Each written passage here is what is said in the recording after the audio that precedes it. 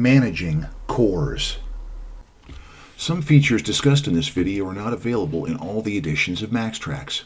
Please visit scottsystems.com for comparisons between the different versions. Setting up and managing cores for your parts inventory is crucial to a successful repair shop. MaxxTraxx is set up to easily track those cores. Let's start by looking at how to associate a core charge with a remanufactured part record, and then seeing how cores are tracked. Go to the Parts drop-down and click on the Parts List button. We'll search for a part with a core charge assigned to it, in this case a starter. Highlight the part, then double-click on it or click the Edit button to open the Master Part Record. Inside the Part Record window, find and click on the Cores tab to the left of the window. Notice that the Track Cores box is checked. This option is shown when adding a part to the Master Record as well. This box being checked is how MaxxTraxx tracks cores charged on this part. The core costs are listed, including the price to the customer in case the core is not returnable to the vendor. We can also view any cores that a customer took with them and was charged for. It is important to not clear out the information in the Cores Out to Customers section, as you'll see later. We can also view any cores that are currently at a vendor awaiting credit. Let's see how to add a part with a core charge to a repair order. Open the repair order that you want to add the part to. In this example, we'll add a brake caliper from our parts list. Notice that there is a Y in the core column denoting a part with a core charge. The Sales Detail window will open. Review the window and click the Save button. Now you'll see the core charge window. At this point, we enter how we are going to apply the core charges. Most of the time, we'll have the part to return and not be charging a deposit. If the core is not returnable or the customer wants to keep the core, we would check the Core Not Received button and charge the customer. There might be situations where we do not charge the customer deposit, say if it was damaged while in our hands. In that case, we would check the No Deposit Charged button. There are two important things to remember about charging out cores on repair orders. First, there are times you may not have known that there was a core charge on a part that was added to a repair order. If you go to the Part Master Record and check the Track Cores box, it will not change any open repair orders for that part on them. You must delete the part from the repair order and then add it back on. Second, check with your state authority whether you should be taxing core charges in your area. If cores are taxed, make sure to check the taxable box on the Detail Information window. Click Save when you are done. In cases where you're adding a part with a core charge from an online vendor, the procedure is similar. You can see on the repair order how the core is listed. The part and core charge are listed separately. In situations where you need to change how the core charge is applied, double-click on the core line or highlight it and click the Edit button. This will take you back to the core charge window where you can edit the charge. Tracking cores to return is just as simple.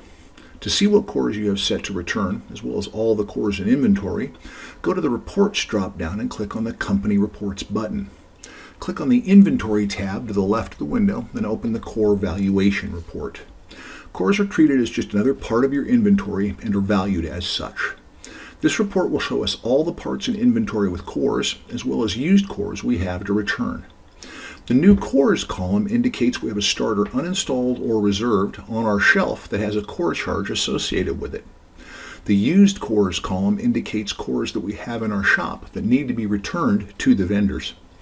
And the At Vendor column lists the cores that have been returned to the vendors but we have not received their credits. You can see the Used Cores column shows the caliper from the previous repair order we were just in, as well as a starter and alternator we have to send back. Let's see how to track the return, which will put those cores on the At Vendor list. Exit the report and go to the Parts drop-down, then click on the Purchase Orders button. Just like returning an unused part for credit, we're going to create a new parts order. Select the vendor you're returning the parts cores to.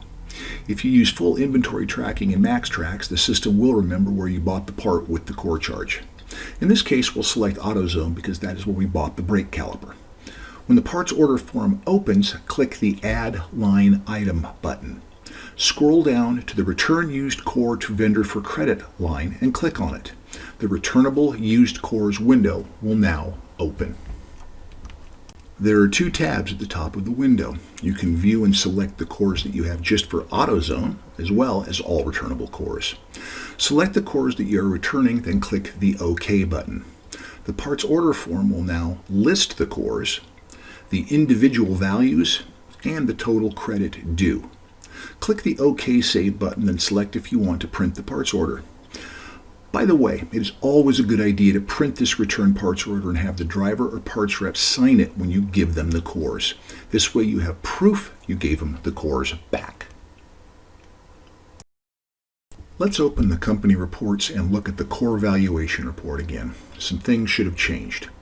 Note how the cores are now in the At Vendor column. This means we have no cores left to return, which is a good thing. Now let's see how to handle the core credit. Back at the Parts Purchase Orders screen, find the order with the cores on it. Highlight that line and click the Convert Selected Parts Order into a Received Vendor Invoice button. Enter the amount of the credit memo you are receiving and click Save. Click the OK Save button, then Update Inventory and Post to AP line. Enter the vendor invoice number at the prompt and click OK. To see the vendor credit, go to the Vendors drop-down and click on the Vendor List button. Select the vendor, in this case AutoZone, and double-click on that line. Click the Vendor Options button and then select View AP Transactions. The core credit will be listed there. If you are in a cash-only basis with a vendor or receive the core credit in a check, please see our training video titled Managing Returns and Vendor Credits for more information. Let's have one more look at the core valuation report. Since we've been paid for the cores, they are no longer on the list of cores at vendor. Receiving the credit took them off the list, so we don't have to worry about them anymore. Now let's see what happens if a customer brings a core in and is seeking a refund after the repair order has been closed.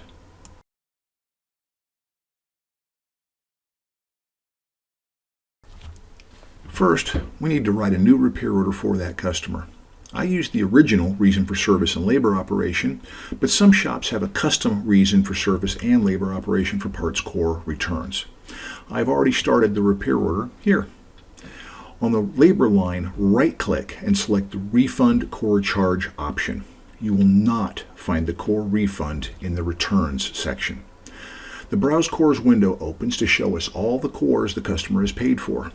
Remember earlier I said not to clear the cores out to customers screen? That is where this information is logged.